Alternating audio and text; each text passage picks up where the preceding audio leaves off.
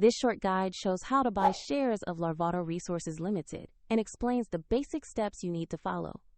Larvotto is an Australian exploration company listed on CBOE AUS with the ticker LRV.ASX.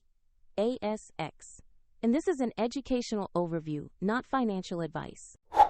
To trade, you must use a broker, and I will use eToro as an example to demonstrate the process. After signing up, you will need to verify your account, usually with an identity document, and add funds before you can place an order. Use the broker's search box and type the ticker LRV.ASX to locate the company listing.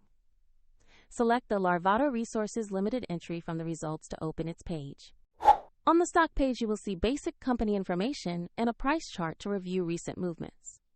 Confirm the exchange is CBOE AUS and the ticker LRV.ASX to ensure you have the correct listing.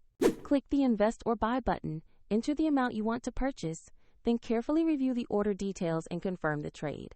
If the market is closed, the order may be queued for the next trading session, and if you lack sufficient funds, the platform will prompt you to add money before confirming. After the purchase, the position will appear in your portfolio where you can monitor it and review your holdings. For reference, a link to eToro is provided in the description below.